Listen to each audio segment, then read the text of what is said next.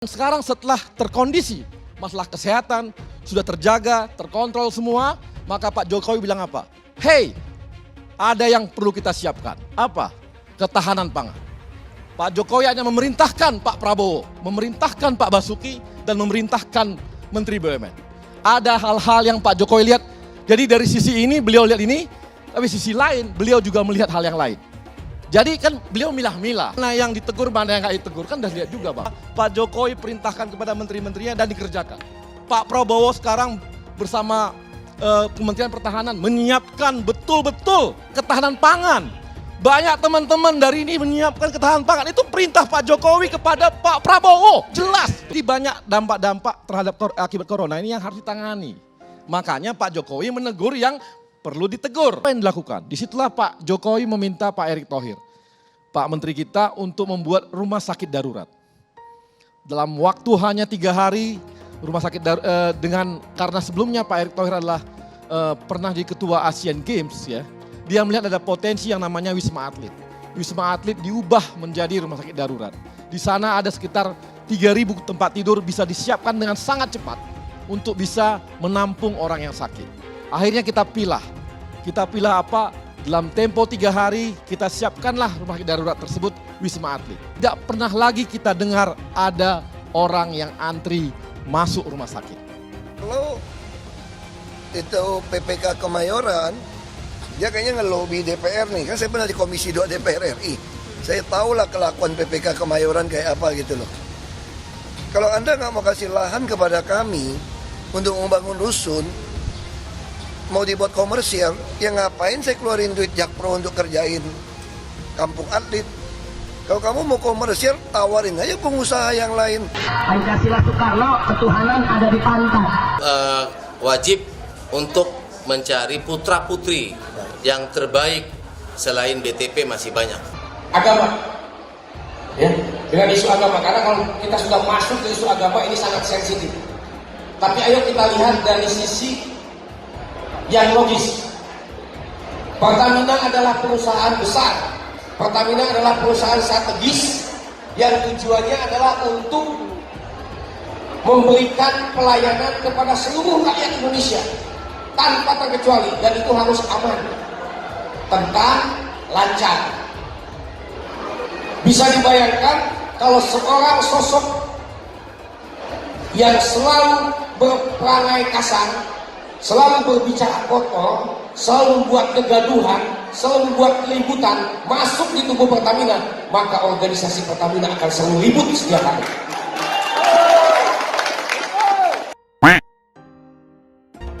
Padahal dia minoritas. Dia mulai tahu pertama kafir, kedua goblok. Kitab Bible Kristen itu bohong. Saya bukan mengatakan Bible Kristen fiksi. Bible Kristen itu palsu.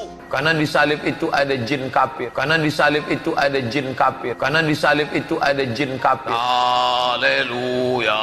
Ya, untuk mengalihkan perhatian kita dari para penista agama. Kamu anak Tuhan dari mana? Kalau Yesus anak Tuhan, bidangnya siapa? Kemudian na'udzubillah min dzalik. Anda pilih orang kafir, berarti Anda telah menyerahkan urusan umat Islam ke tangan orang kafir. Gus Dur itu buta mata juga buta hati. Jarang, saya belum pernah nengok Cina kerasukan setan. Pernah tak Ahok itu kerasukan setan? Enggak, setannya juga. Karena sesama setan dilarang saling menggoda. Saya keluar, mereka masuk. Ya. Jadi waktu di dalam, saya selalu tenang. Kenapa?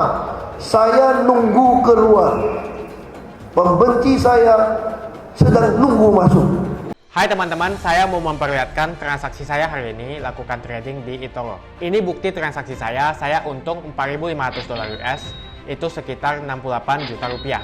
Semua keuntungan bisa saya dapatkan dengan fasilitas copy trading di eToro. Kalau saya bisa, kalian juga bisa guys. Oke, itu yang mau saya tunjukkan. Like video ini sekarang juga dan gunakan link di kolom deskripsi, maka kalian berhak dapatkan $50 sebagai bonus kalian. Promo ini ada masa waktunya guys. Jadi jangan ketinggalan. Bukan cuma itu saja guys, kalian juga bisa menikmati trading global tanpa komisi yang belum difasilitasi oleh broker lokal atau lainnya. Selamat menonton guys, enjoy! Hai semua, dengan saya Jonas Leong. Terima kasih banyak buat kalian penonton setia yang selalu menonton di channel ini. Saya secara personal sangat menghargai waktu kalian. Dan saya sudah menganggap kalian sebagai family karena kalian selalu support di channel ini. Bagi kalian yang selalu menuliskan opini kalian di kolom komen, saya baca komen kalian satu persatu. Saya baca komen kalian untuk mengetahui opini kalian, tanggapan kalian, dan masukan kalian sangat berguna untuk video selanjutnya. Terima kasih banyak buat kalian yang selalu menekan tombol like di awal video. Video seperti ini membutuhkan waktu dan juga research. Dan ini semua gratis untuk kalian. Jadi pastikan kalian menekan tombol like-nya supaya saya mengetahui kalian menyukai konten yang saya bagikan. Buat kalian yang ingin mencoba bermain saham, silahkan tekan link di kolom deskripsi. Thank you. Kalau itu PPK Kemayoran, dia kayaknya ngelobi DPR nih. Kan saya pernah di Komisi 2 DPR RI. Saya tahulah kelakuan PPK Kemayoran kayak apa gitu loh. Kalau Anda nggak mau kasih lahan kepada kami untuk membangun rusun, mau dibuat komersial, ya ngapain saya keluarin duit Jakpro untuk kerjain kampung atlet? Kalau kamu mau komersial, tawarin aja pengusaha yang lain. Kita pinjam aja buat kampung atletnya nggak?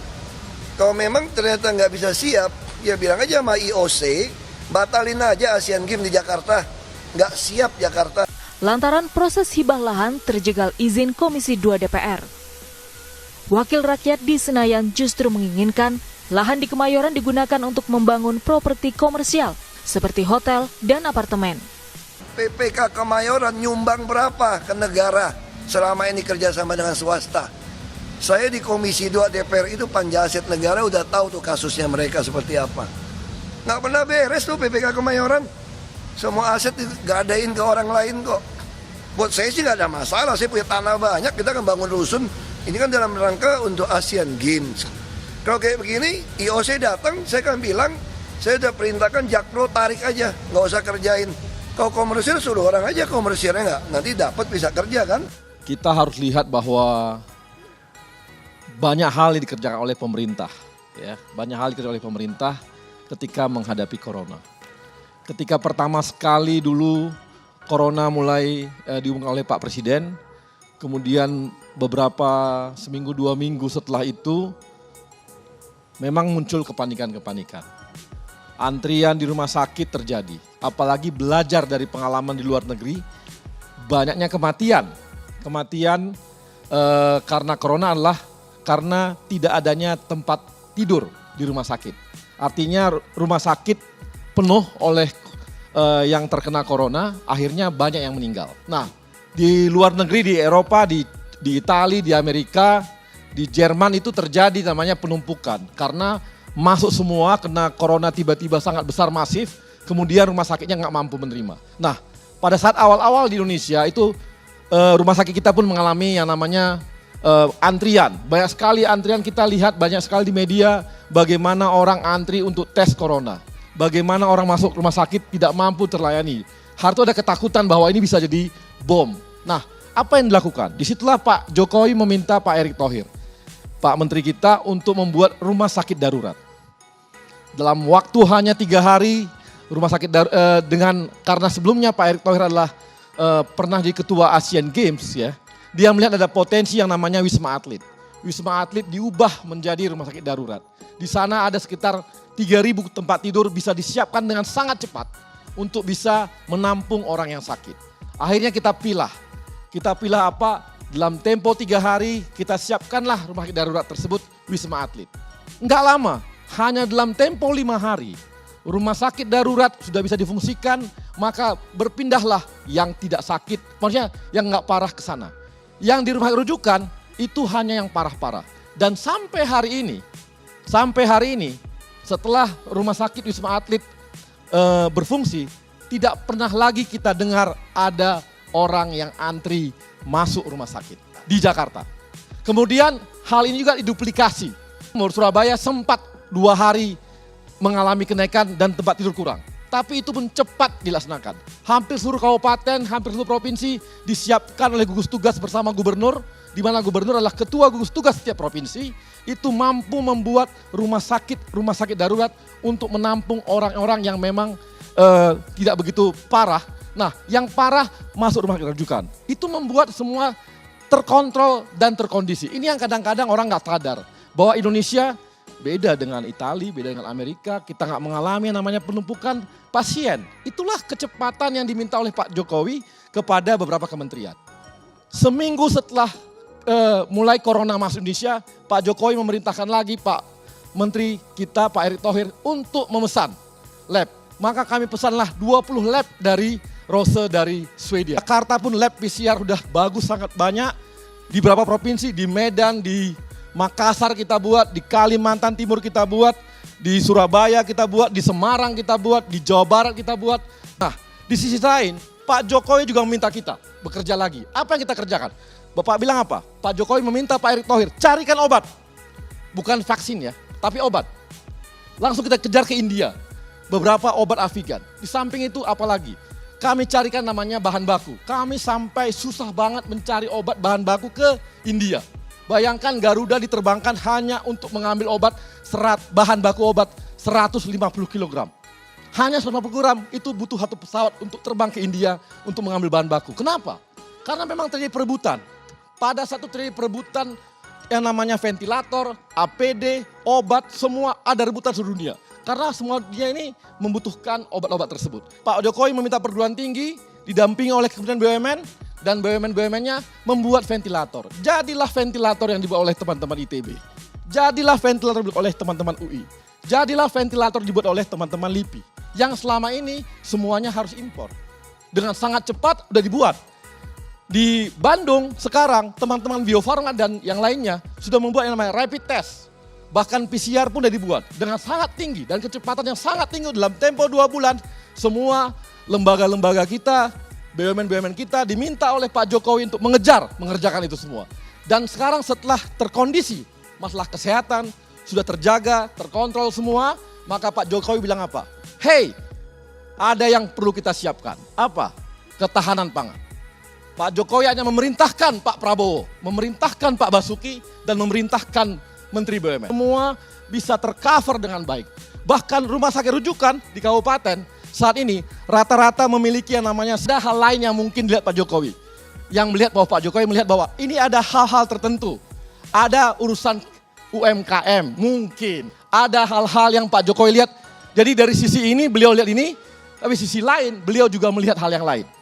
Jadi kan beliau milah-milah. Nah yang ditegur mana yang gak ditegur kan udah lihat juga Bang. Pak Jokowi perintahkan kepada menteri-menterinya dan dikerjakan. Pak Prabowo sekarang bersama Kementerian Pertahanan menyiapkan betul-betul ketahanan pangan. Banyak teman-teman dari ini menyiapkan ketahanan pangan. Itu perintah Pak Jokowi kepada Pak Prabowo. Jelas. Jadi banyak dampak-dampak terhadap akibat corona ini yang harus ditangani. Makanya Pak Jokowi menegur yang perlu ditegur. Yang paling terpenting adalah pesan dan spesial dari apa yang disampaikan oleh Bapak Presiden. Suka atau tidak suka, inilah wajah dan karakter yang harus ditunjukkan kepada bawahan beliau selaku kepala pemerintahan, selaku kepala negara. Bapak Presiden menyampaikan kepada para menteri dan ketua atau kepala lembaga. Kita tahu sejak awal Bapak Presiden telah menyampaikan bahwa tidak ada visi menteri, tidak ada visi menteri. Yang ada itu adalah misi dan visi Bapak Presiden. Dengan begitu maka semua yang menjadi perintah Bapak Presiden harus dijalankan. Tidak ada pilihan lain. Kita sedang dalam suasana yang bukan normal, tetapi dalam suasana darurat. Karena itu langkah-langkah dan kebijakan-kebijakan yang harus dilakukan oleh pemerintah dan seluruh jajarannya harus melakukan kegiatan-kegiatan atau kebijakan-kebijakan yang luar biasa. Ibarat kalau beliau sebagai seorang panglima perang, maka langkah-langkah itu sudah ditunjukkan kepada publik tanah air. Kita tahu kemarin di Surabaya dan beberapa tempat yang beliau datang, beliau harus hadir di tengah-tengah seluruh komandan-komandan pelaton, kemudian menyatakan kepada publik bahwa beliau ada di tengah-tengah masyarakat, meskipun kita tahu bahwa Surabaya itu adalah zona merah yang kadang-kadang orang sampai tidak bisa datang ke Surabaya. Tapi Bapak Presiden harus menunjukkan itu sebagai langkah pertama di hadapan para menteri dan seluruh kepala lembaga dan ketua-ketua lembaga.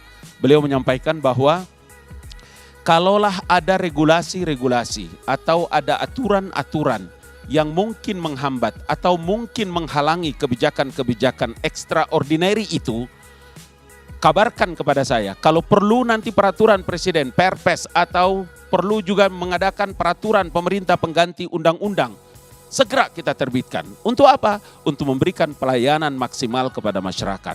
Inilah wajah seorang presiden dan pemimpin yang ingin mengatakan kepada seluruh rakyat Indonesia bahwa rakyat telah memilih saya untuk periode yang kedua. Maka beliau menggunakan diksi, saya akan mempertaruhkan otoritas atau kemampuan yang dimiliki dari sisi politiknya. Pesan yang paling terpenting dari apa yang disampaikan oleh Bapak Presiden, bahwa jangan ada menteri yang takut. Jangan ada kepala atau ketua lembaga yang takut dalam hal melakukan kebijakan-kebijakan extraordinary dalam memberikan pelayanan kepada masyarakat. Karena rakyat sedang menunggu.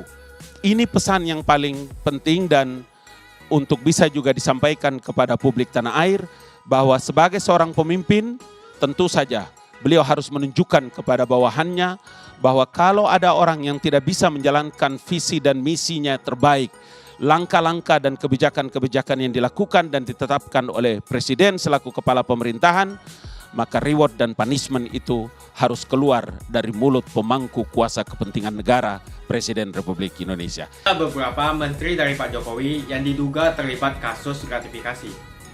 Dan di sisa masa kepemimpinan Pak Jokowi, saya yakin Pak Jokowi akan mengganti atau reshuffle menteri yang tidak menjalankan visi atau misi dari Pak Jokowi. Dalam 5 tahun ke depan, insya Allah sudah tidak memiliki beban apa-apa. Keputusan-keputusan yang gila, keputusan yang miring-miring, yang itu penting untuk negara ini, akan kita kerjakan. Reshuffle, membubarkan lembaga, apa-apaan ini? Mestinya juga semuanya yang ada di sini sebagai pimpinan, sebagai penanggung jawab. Kita yang berada di sini ini bertanggung jawab kepada 260 juta penduduk Indonesia. Mestinya yang ada adalah suasana krisis. Tolong digarisbawahi. Dan perasaan itu tolong sama, kita sama. Ada sense of crisis yang sama. Kalau mau minta perpu lagi, saya buatin perpu. Kalau saudara belum cukup, asal untuk rakyat, asal untuk negara. Saya pertaruhkan reputasi politik saya. Banyak sekali dari kalian yang beropini di kolom komentar mengatakan Ahok pantas untuk menjadi menteri. Dan banyak sekali dari kalian yang request saya untuk membahas video tentang Ahok menjadi menteri. Di video kali ini saya akan membahas Ahok menjadi menteri mendampingi Jokowi di periode yang kedua. Selama Ahok memimpin menjadi gubernur DKI, dia sudah menunjukkan bahwa dia merupakan pemimpin yang berkualitas. Dia sudah menunjukkan hasil nyata yang sudah dinikmati oleh warga Jakarta. Saat Ahok menjabat sebagai gubernur, ada pihak yang menuduh bahwa dia menyelewengkan dana seperti kasus Sumber Waras dan kasus UPS. Publik lupa bahwa Ahoklah yang membuka semua data kepada publik. Akan tetapi terbantahkan karena saat diperiksa oleh KPK tidak ada bukti bahwa Ahok melakukan tindak korupsi. Ahoklah yang membuka semua data ini supaya terjadi transparansi di pihak pemerintah. Bagi kalian yang masih mendukung Ahok, ayo tunjukkan dukungan kalian dengan like video ini. Jumlah like menunjukkan dukungan kalian terhadap Ahok. Bahkan Ahok sempat menantang BPK di kasus ini. Saya akan membuat video tentang Ahok melawan BPK jika like di video ini mencapai 10.000. Saat Pak Ahok menjabat sebagai gubernur, dia sudah menunjukkan kapabilitas sebagai seorang pemimpin dengan melakukan kebijakan-kebijakan out of the box.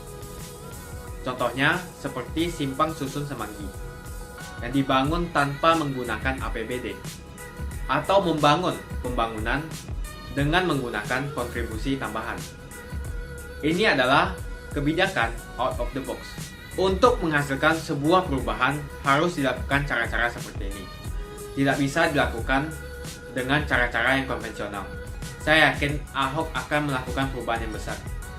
Dan Ahok akan melakukan langkah-langkah yang ekstrim untuk melakukan sebuah perubahan. Ini terbukti ketika Ahok menjabat sebagai gubernur DKI, dia berani melakukan langkah-langkah yang ekstrim. Seperti penutupan klub-klub malam, penutupan Kalijodo dan melawan preman di Tanah Abang. Dan saya yakin Ahok akan melakukan cara-cara yang out of the box dan bukan cara-cara yang tradisional. Terbukti ketika dia membangun simpang susun Semanggi tanpa menggunakan APBD.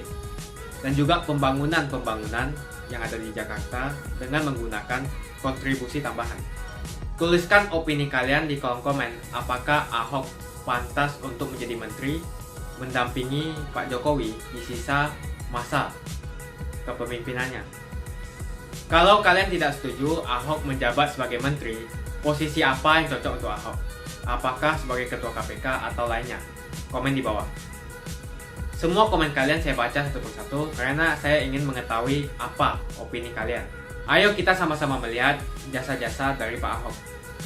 Jika dia diberikan kesempatan untuk menjabat lagi, apa yang akan dilakukan untuk mengubah Indonesia menjadi lebih baik? Ayo like video ini dan tekan tombol loncengnya untuk menunjukkan kalian suka dengan konten yang kau bagikan. Dan kalian ingin melihat konten seperti ini lebih banyak lagi. Makasih banyak buat kalian yang gak skip dan nonton video ini sampai habis. Saya secara personal sangat menghargai waktu kalian.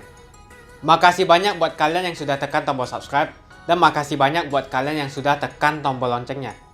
Jangan lupa bagikan informasi ini ke teman atau family Anda. Mungkin teman atau family Anda membutuhkan investasi ini. Oke guys, sekian dulu dari saya. Jangan lupa follow Instagram saya di @johannesleongofficial untuk kata-kata motivasi setiap harinya. Bagi kalian yang termotivasi nonton video ini, ayo like video ini dan subscribe di channel ini. Dan buat kalian yang sudah subscribe di channel ini, jangan lupa tekan tombol loncengnya supaya kalian mendapatkan notifikasi setiap kali saya upload video. Saya menggunakan eToro untuk melakukan investasi. eToro merupakan broker multi aset di mana Anda dapat berinvestasi pada pasar keuangan global, seperti di saham, komoditas, forex, cryptocurrency, atau di ETF. eToro juga dikenal dengan social trading platform, di mana Anda bisa mengcopy transaksi dari trader profesional, sehingga cocok sekali bagi Anda yang sibuk atau tidak memiliki keahlian untuk trading atau berinvestasi sendiri. Misalnya Dave menggunakan eToro untuk menduplikasi aktivitas trading Steve. Jika Steve untung, maka Dave juga untung. Mau untung seperti Steve? Gunakan copy trade hanya di eToro. Pastikan gunakan link di kolom deskripsi untuk mendapatkan bonus. Kalian masih nonton? Johannes Leong akan bagikan banyak sekali hadiah. Ada banyak sekali iPhone, aku siap bagikan dan setiap hari akan ada pemenangnya. Aku mau sebanyak mungkin kalian dapatkan hadiah ini. Caranya cuma satu aja. Kalian tinggal melakukan 2 kali klik. Klik yang pertama adalah kalian tinggal klik di tombol subscribe Johannes Leong di kanan bawah. Klik yang kedua adalah klik follow di Instagram aku Johannes Leong Official. Jadi kalau kamu dapat hadiah dari aku akan DM kamu langsung pakai akun aku.